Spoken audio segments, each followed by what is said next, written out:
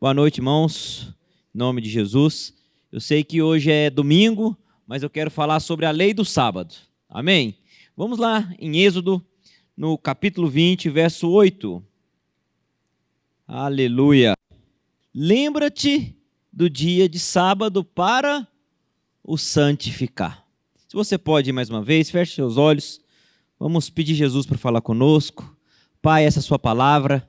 Cada um, Pai, aqui se encontra numa situação, seja de alegria, seja de algo, Deus, que precisa da sua presença ser manifesta.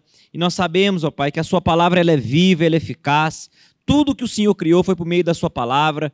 Que essa noite a sua palavra, Deus, seja vida no nosso espírito. Que possamos, ó Pai, ser renovados. Que possamos, se necessário, ser confrontados. Mas não nos deixe, ó Pai, sair da mesma maneira que nós entramos. Que a sua palavra, Deus, tenha total liberdade de ministrar as nossas vidas. Gerar mudança, Deus, de comportamento, de caráter, de coração. Manifesta, Senhor, a sua vida nessa noite por meio da sua palavra. Em nome de Jesus. Amém. Glória a Deus. Êxodo 20 fala sobre os 10 mandamentos. Quando a gente vai no Antigo Testamento, nós vamos ver que existiam muitas leis, mas a maior parte das leis que Deus havia estabelecido para o seu povo, elas tinham um caráter cerimonial. Mas os 10 mandamentos, eles possuem um caráter moral. O que significa isso? Que os 10 mandamentos, eles não foram abolidos. Os 10 mandamentos, eles falam sobre o caráter de Deus. Eles revelam a justiça, eles revelam quem Deus é. E a Bíblia está nos instruindo em Êxodo 20, verso 8. Lembra-te do dia de sábado. Então, se a Bíblia está falando para lembrar, é porque nós temos, às vezes, uma boa capacidade de nos esquecer. Então, o Senhor está falando, lembra-te do dia de sábado para o santificar. Um breve significado do que é uma lei, principalmente uma lei de Deus. As leis possuem funções de regular as nossas motivações e comportamento. A lei nos sintoniza com o propósito original do nosso Criador. A lei constrói limites que visam manter nossa personalidade e relacionamentos fora de extremos e perigos à nossa própria natureza. Quando os limites da lei, eles são conhecidos e são obedecidos, nós também recebemos as bênçãos que estão debaixo daqueles princípios. Quando nós conhecemos ou desconhecemos os princípios de Deus, a lei de Deus, nós vamos sofrer as penalidades correspondentes a esses princípios. Independente se eu conheça ou se eu desconheça uma lei, ou eu vou ser abençoado por ela, ou eu vou estar debaixo da penalidade daquela lei. Não sei aqui se existe alguém que já levou uma multa em um lugar que você não viu a placa ou não viu um redutor de velocidade e veio uma multa na sua casa e disse, nossa, eu nem vi que existia aquele radar ali. Independente se eu vi, tenho consciência ou não, eu vou ser atingido pelaquela lei. Não é por acaso que o Senhor, em Êxodo 20, ele fala, lembra da lei do sábado, para o santificar. Então, existe algo de Deus por meio dessa lei. E eu queria um pouquinho, nessa noite, destrinchar alguns significados que o sábado ele tem hoje para as nossas vidas. Qual é a essência do sábado? A palavra sábado também é conhecida como Shabá, e a essência do sábado é o descanso. O excesso de descanso não é bom. A gente dá o nome disso de preguiça. E a falta do descanso também não é bom. É o estresse, é a ansiedade. Tanto o excesso de descanso quanto a falta dele violam a lei do sábado. A preguiça, a falta de iniciativa conduz uma pessoa a uma vida de miséria. Uma pessoa que é preguiçosa, ela perde oportunidades na vida. E muitas das vezes que a pessoa ela se encontra nessa condição, e às vezes não é nenhuma preguiça, já caiu num lugar de depressão. Ainda que às vezes ela sabe que ela tem que fazer algo, ela não sabe de onde alcançar força para aquilo. E uma pessoa que entra nesse quadro, ela está adoecendo a sua alma. Algo dentro dela morreu. E uma pessoa que vive no excesso do descanso, ela está violando a lei do sábado. E ao contrário, também acontece. Uma pessoa que é estressada, ela entra numa arena de competição. Preocupada, ansiosa, ela não entra em um lugar de descanso. Uma pessoa que viola a lei do sábado, no oposto da preguiça, que é o excesso de atividades, você pode colocar essa pessoa numa praia bonita, em frente ao mar, com aguinha de coco, numa rede, que ainda que o corpo dela esteja parado, a mente não para. Ela é uma pilha de nervo. Ainda que o ambiente esteja tranquilo, mas a alma, a mente dela não consegue descansar. Essa pessoa também está violando a lei do sábado. E é importante a gente falar também que existe um estresse que é saudável. É aquele estresse que tira a gente da zona de comodidade, que leva a gente a sonhar, a lutar, a conquistar. Mas quando isso já passa de um limite saudável, a gente começa a violar a lei do sábado. Amém? Vamos construindo uma ideia. De acordo com algumas estatísticas, mais de 2/3 das pessoas, somos aí um pouquinho mais de 8 bilhões, e 2/3 dessas pessoas estão estressadas. O descanso é uma necessidade vital para a nossa vida. Nós passamos média, alguns mais, alguns menos, mas a média é 1/4 da vida dormindo. Isso aponta para o princípio do descanso. O sono, ele é um motor renovador para a nossa vida. Uma pessoa que não descansa, ou ela vai estar muito agitada, ainda sem descansar, ou ela não vai estar conseguindo produzir normalmente o que ela produziria se houvera descansado. A falta do descanso pode gerar muitas enfermidades. Um certo ditado diz: você pode brigar com o mundo inteiro e ainda sobreviver, mas se você brigar com a sua cama, você vai perder essa luta. Salmo 127, verso 2, a palavra do Senhor nos diz: inútil será levantar cedo e dormir tarde, trabalhando arduamente por alimento. O Senhor concede o sono àqueles a quem Ele ama. Então, no meio desse desespero todo para conseguir algo, às vezes na força do nosso braço, nós podemos estar violando a lei do sábado. E a gente vai entender, eu creio, nessa noite, que se a gente entender o princípio do descanso em Deus, você vai ficar tranquilo, seja trabalhando muito, seja trabalhando menos, porque o descanso não fala que é para deixar de trabalhar, mas a gente entra em um lugar em Deus que a gente trabalha confiando que é o Senhor que produz resultado.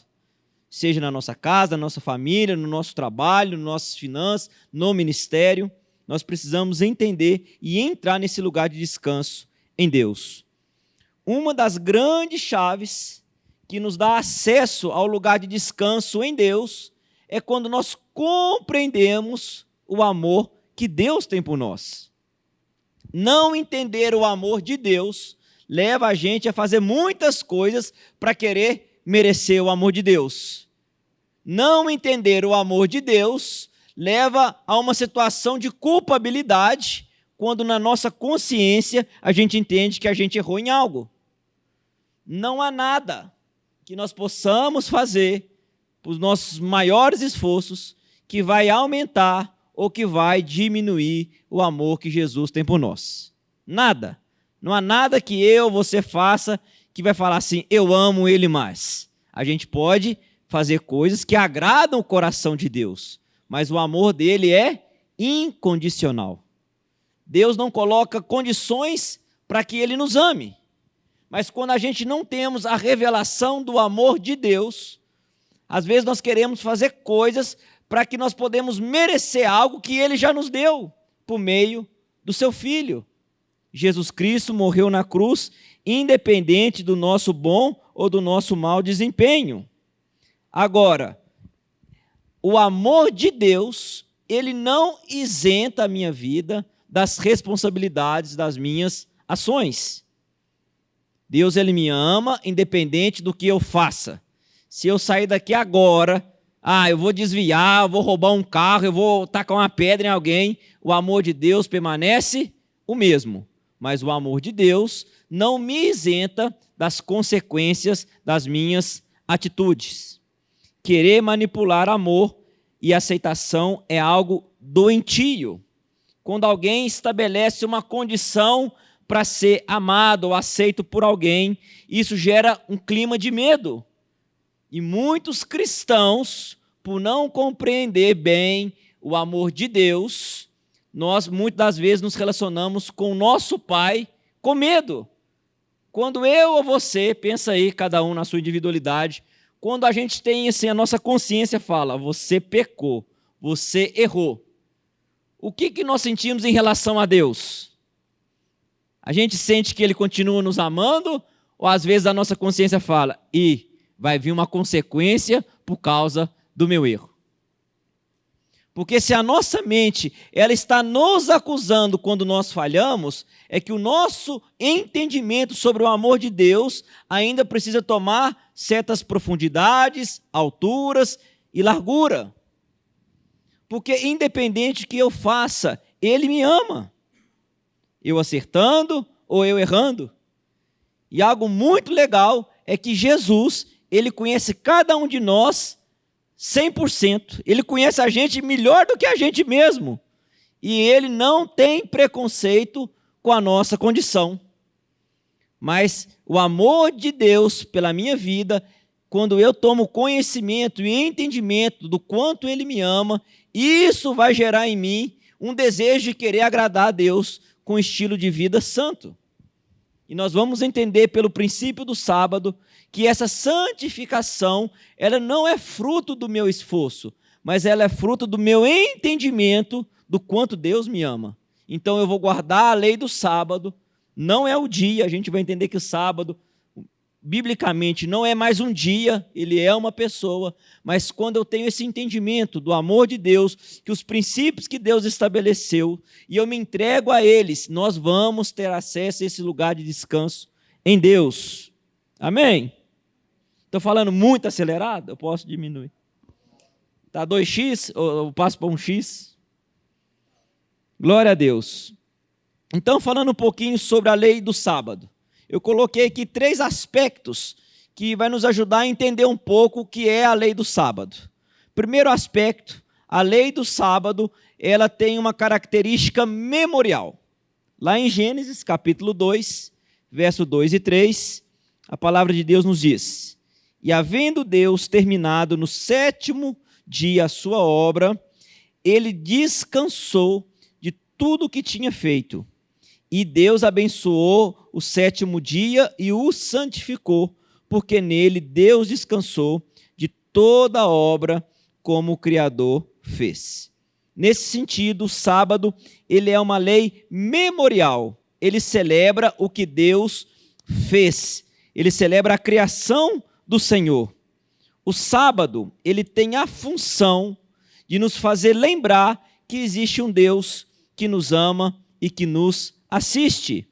O sábado, em seu sentido memorial, ele comemora a satisfação de Deus em relação à sua criação. Então Deus, nos 6 primeiros dias, ele cria todas as coisas e Deus, ele termina a sua obra descansando. Todo o trabalho, por mais que seja cansativo e por mais que seja produtivo, se no final ele não gera em nós uma contemplação, não gera em nós a capacidade de poder desfrutar daquilo que foi gerado, nós podemos estar quebrando ou violando a lei do sábado. E quando a Bíblia fala que Deus, no 7º dia, ele descansou, não é porque Deus se cansa. Aquela palavra que Deus descansou significa, ele parou para contemplar a sua criação. E só para não ficar nenhuma dúvida, lá em Isaías 40, verso 28, diz: Não sabes e não ouvistes que o eterno Deus, o Senhor, o Criador dos confins da terra, não se cansa e nem se fadiga? Deus, ele não se cansa. Quando diz que no 7º dia ele descansou, ele ficou contemplando a criação. Quando uma dona de casa, ela deixa a cozinha brilhando, ou quando alguém limpa o seu carro, ou quando alguém faz uma tarefa que foi difícil, é muito prazeroso a gente parar e ficar contemplando o fruto daquilo. Eu não sei se alguém já teve, né? É um hobby que você faz, que você consegue terminar uma tarefa, uma atividade, e depois é prazeroso, é enriquecedor para a nossa alma, isso gera vitalidade para o nosso espírito. A gente ficar contemplando o fruto do nosso trabalho. Esse foi o descanso de Deus.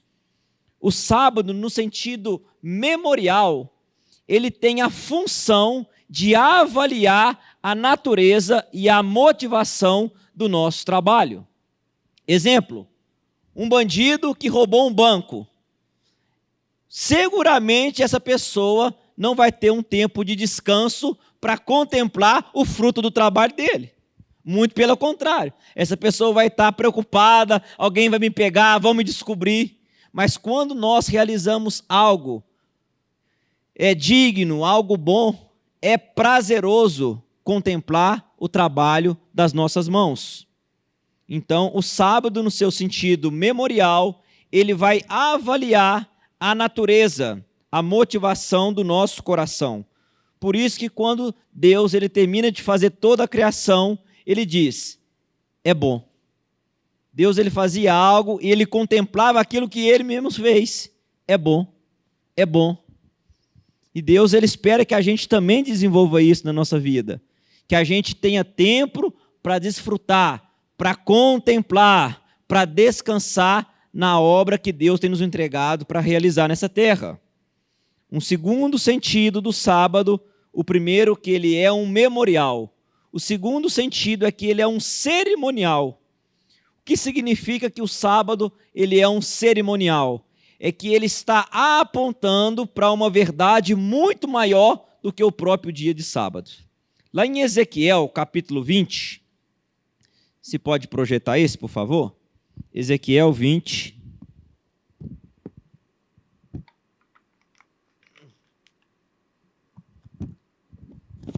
Verso 12. Também lhes dei os meus sábados para servirem de sinal entre mim e eles, para que soubesse que eu sou o Senhor que os santifica.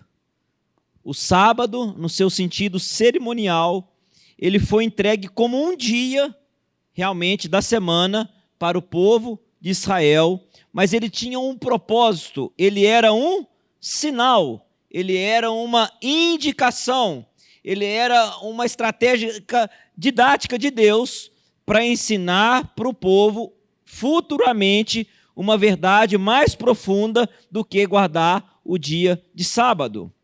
Lá em Colossenses capítulo 2, versos 16 e 17, se pode projetar aqui também, a gente vai ver que o apóstolo Paulo, ele entra em concordância com o que Ezequiel está falando. Paulo fala, ninguém, pois, vos julgue por causa de comida e bebida, ou dia de festa, ou lua nova, ou sábados. 17. Porque tudo isso tem sido sombra das coisas que haviam de vir, porém, o corpo, ele é de Cristo. Quando nós lemos que Ezequiel está falando que aquilo ia ser um sinal, ele estava falando que o Senhor ia se santificar o povo, que guardar o sábado, que era o esforço do homem de não trabalhar, o homem no sábado ele não poderia fazer nada, ele tinha que confiar que Deus ia cuidar dele naquele dia. A gente vai ver esse princípio muito forte, que a cada 6 anos, no 7º ano, era conhecido como o ano de Shemitah. Os judeus ortodoxos fazem isso até os dias de hoje. Eles não poderiam trabalhar durante todo um ano. E o descanso é algo que está 100% relacionado à fé. Imagina na cabeça daqueles homens. Ok, vou trabalhar 6 anos e vou ficar 1 ano sem plantar, 1 ano sem colher. E a Bíblia fala que quando entrava no 7º ano, Deus, de uma maneira milagrosa, ele fazia com que os campos prosperassem. Mas se eu não plantei no 7º ano, quando eu entrar no 8º ano, que é o primeiro de novo do ciclo, eu também não vou ter nada para colher. Descansar em Deus desafia a nossa fé. Você pode ler isso, eu não lembro qual que é o capítulo, mas escreve assim, ano do Shemitah. A cada 7 anos acontece esse ano, onde o povo era desafiado a confiar no Senhor. Quando o Senhor ele mandava maná do céu, no dia de sábado eles não podiam pegar. Na sexta-feira eles pegavam uma porção dobrada. Mas a tentação de querer guardar o maná, vai faltar no dia de amanhã, depois da manhã, vou guardar uma reserva. Quando eles não aprendiam a entrar no descanso de Deus, a Bíblia fala que o maná se transformava em bicho. Aquilo apodrecia. Por isso que Jesus nos ensina no Pai Nosso. Pai nosso que estás no céu, santificado seja o vosso nome, venha a nós o teu reino, seja feita a sua vontade, assim na terra como no céu. O pão nosso de cada dia nos dá hoje. É saber viver com uma porção diária daquilo que Deus nos dá. E quando Ezequiel ele fala que o sábado ele era um sinal para santificar o povo, ele estava ensinando de uma maneira didática. Por mais que vocês guardem um sábado na força do seu braço, vocês não têm capacidade de se santificar por vocês mesmos. Eu estou apontando para algo muito maior que vai ser manifesto. E quando Paulo ele fala, no verso 17, que os sábados, os dias de lua cheia, todas as alegorias do Antigo Testamento, elas são sombras de algo. A sombra é a projeção de uma coisa real. E aquilo que estava na sombra era Jesus.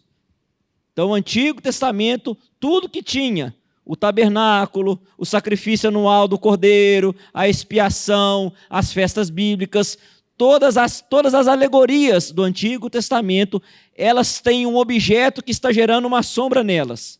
E nós sabemos que é Cristo. E partindo desse cerimonial, nós vamos entrar no sentido moral do sábado. Que o sábado ele abre a mão de ser um dia. O sentido cerimonial ele é abolido e ele toma um caráter moral. E o sábado deixa de ser um dia e passa a ser uma pessoa. Lá em Mateus, capítulo 11, verso 28 e 30 ao 30, o próprio Jesus diz: venham a mim todos os que estão cansados e sobrecarregados, e eu darei descanso a vocês.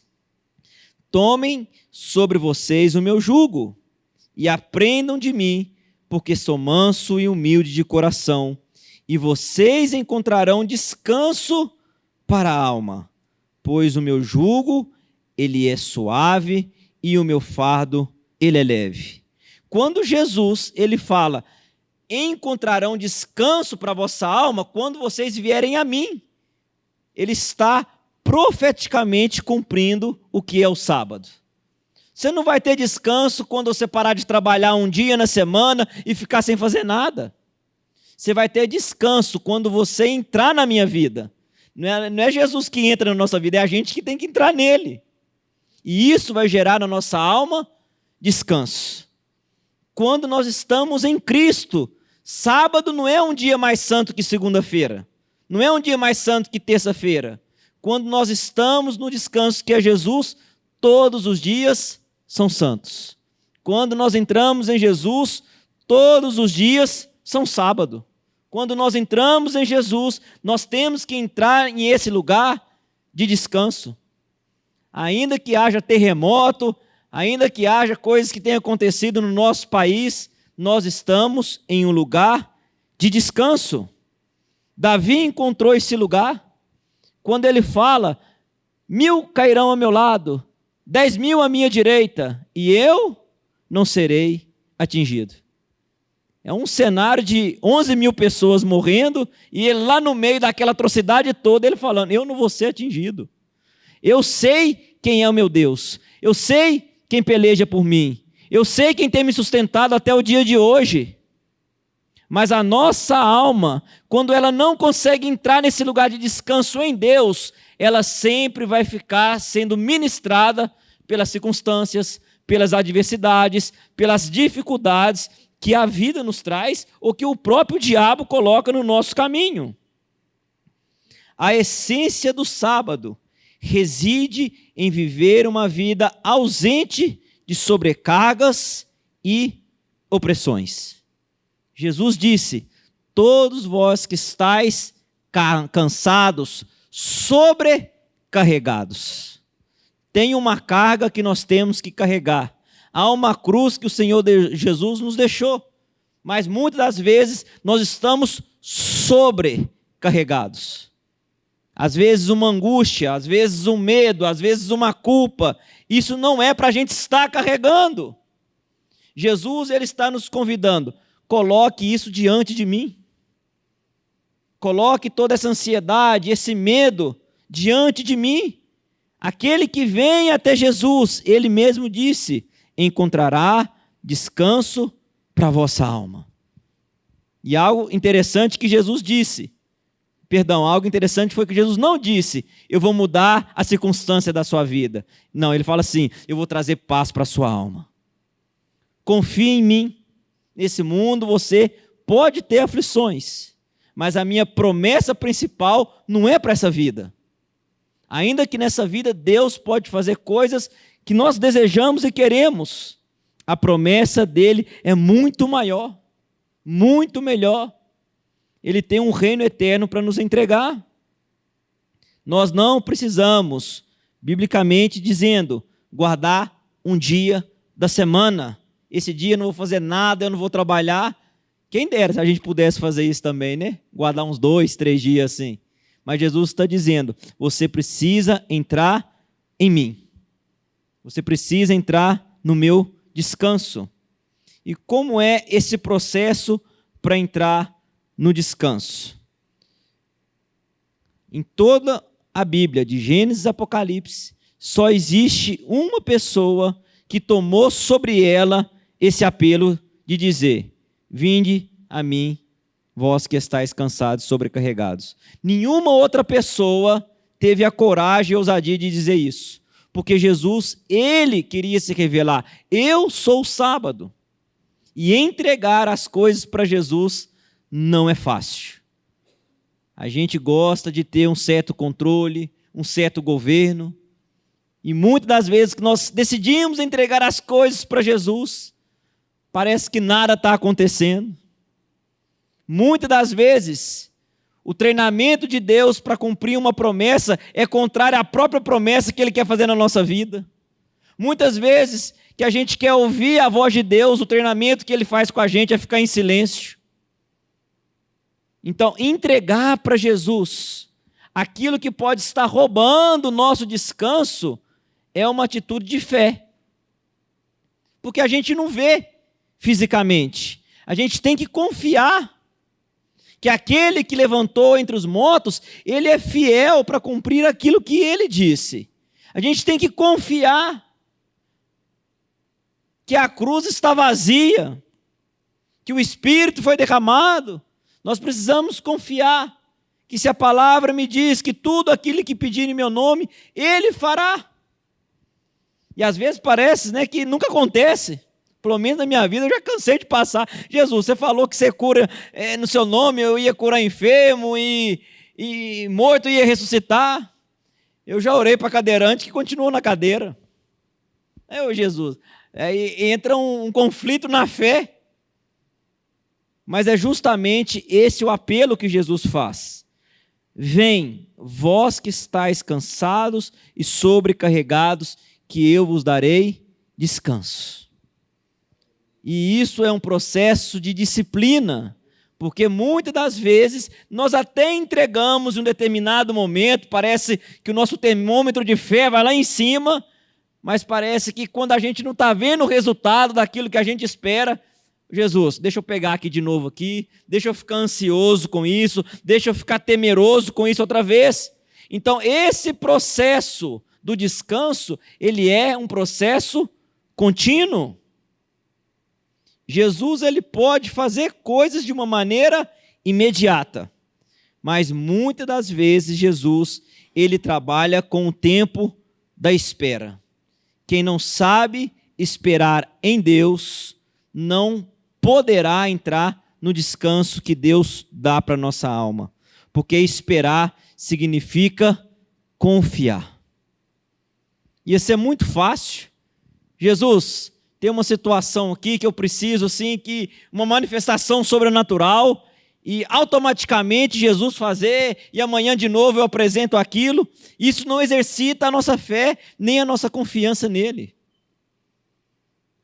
Jesus está no alto sublime trono, ele tem governo sobre tudo, ele é soberano, ele pode fazer todas as coisas, e ele faz infinitamente mais do que nós pedimos e pensamos, segundo o poder dele que opera em nós, mas ele espera ver de nós uma confiança, uma obediência.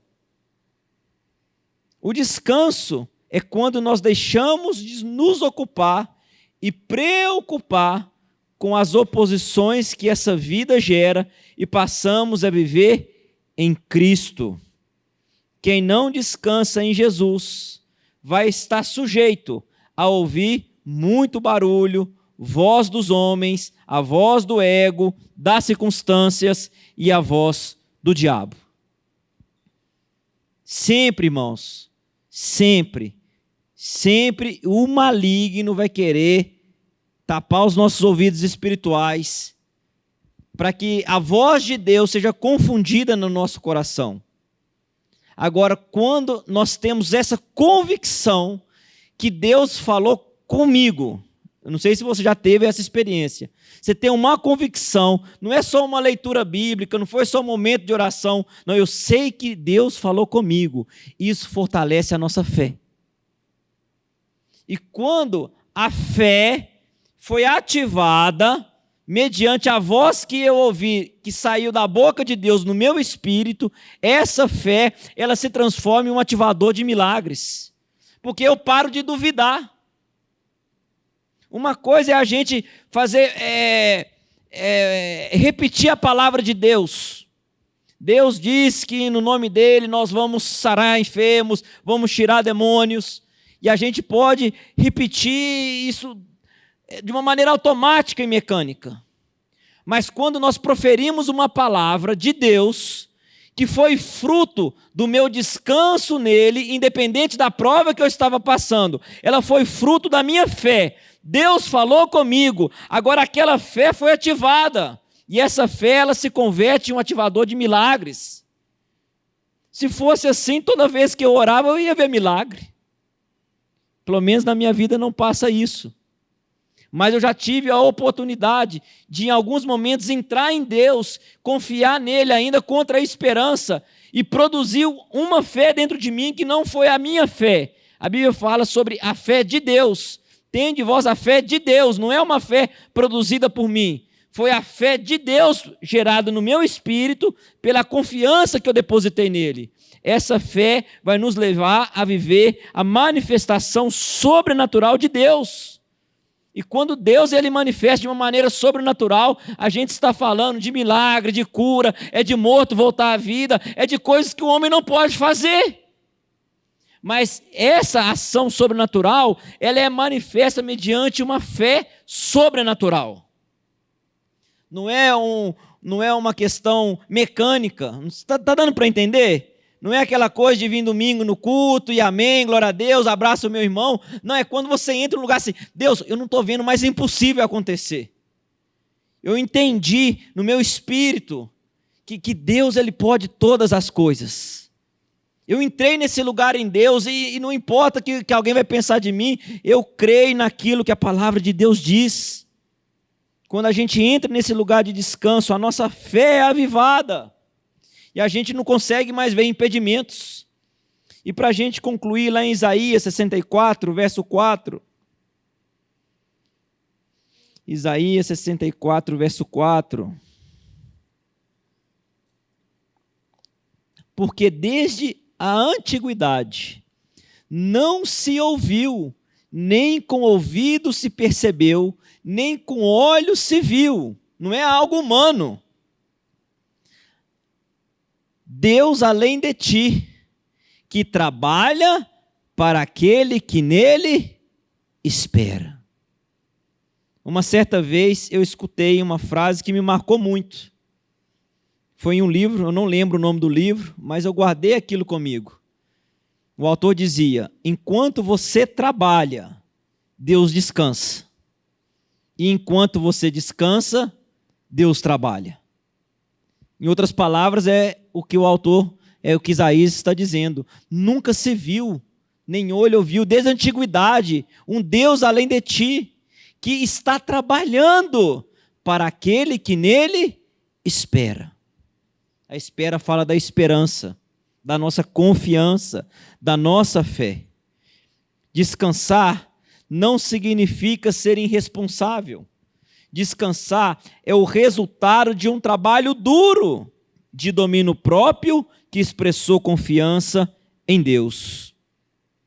Jesus, ele gostava de fazer milagres no dia de sábado, justamente para confrontar aqueles que pensavam que o sábado poderia produzir algo na vida deles se eles não fizessem nada. Muito pelo contrário.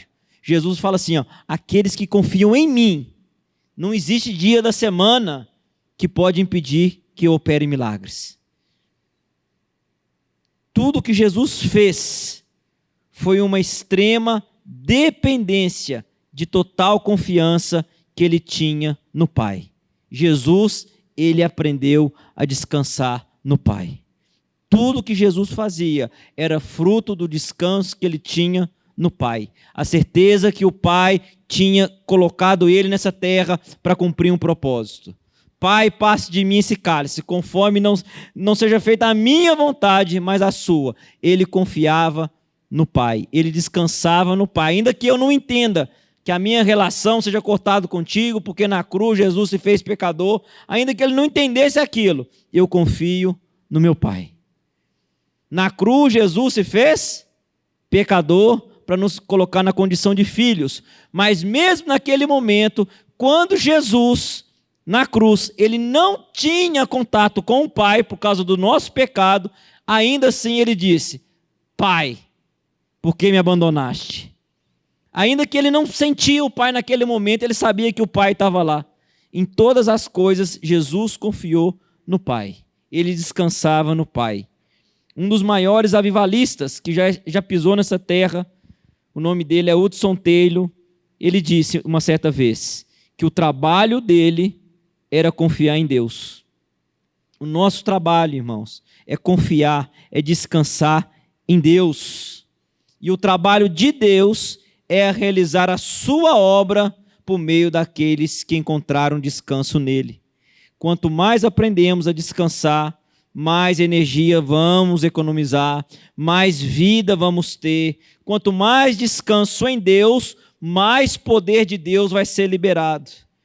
O descanso é uma bomba de paz que vai causar uma explosão de domínio próprio e segurança em meio de situações difíceis. O descanso transforma o ambiente e atrai o favor de Deus sobre as nossas vidas. Feche seus olhos, vamos ter um momento de oração. Aleluia. Pai, o Senhor sabe, Deus, tudo que nós necessitamos, antes mesmo que nós venhamos abrir a nossa boca. O Senhor conhece a nossa estrutura. O Senhor sabe, ó Pai, dos nossos anseios, dos nossos desesperos, dos nossos medos. Mas eu creio que o Senhor quer uma atitude nossa de confiança, como um filho que se joga nos braços do seu pai, sabendo que o pai o vai segurar, não vai deixar ele cair. Eu creio que o Senhor espera de nós uma fé, uma confiança, além daquilo que nós temos vivido até hoje. Eu não sei as experiências que você já teve com Deus, eu não sei o que você já viveu no Senhor, mas sempre o Senhor nos desafia a ir em um lugar mais profundo nele. E para cada nível de glória que Deus nos leva, isso vai exigir um nível de fé maior, um nível de dependência maior. Os milagres que nós já vivemos são testemunhos para nós mesmos que o nosso Deus nunca se esqueceu de nós. Mas como o nosso Pai, Ele não quer ver filhos frágeis, mas Ele quer gerar em nós uma estrutura sólida, um alicerce sólido, uma fé viva. Deus, Ele pode, irmãos. Para Ele é muito fácil todas as coisas, Ele é Deus. Mas Ele quer exercitar em nós confiança, fé, renúncia, sacrifício.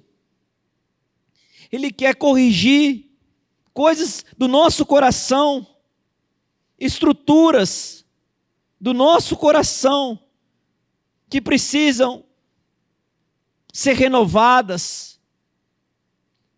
Talvez eu e você, falo por mim, tenham olhado mais para as coisas da terra do que para as coisas do céu. E o Senhor nos orienta por meio de Pablo: buscai aquilo que é do alto e não daquilo que é da terra. Vocês estão nessa terra para um propósito do alto e não para um propósito da terra. A nossa vida tem que ser vivida por uma causa muito maior do que ela mesma. E o Senhor, Ele permite essas situações para gerar em nós coisas novas, coisas que nós ainda não conhecíamos nele. Deus, Ele quer que nós venhamos crescer na nossa fé, no nosso relacionamento.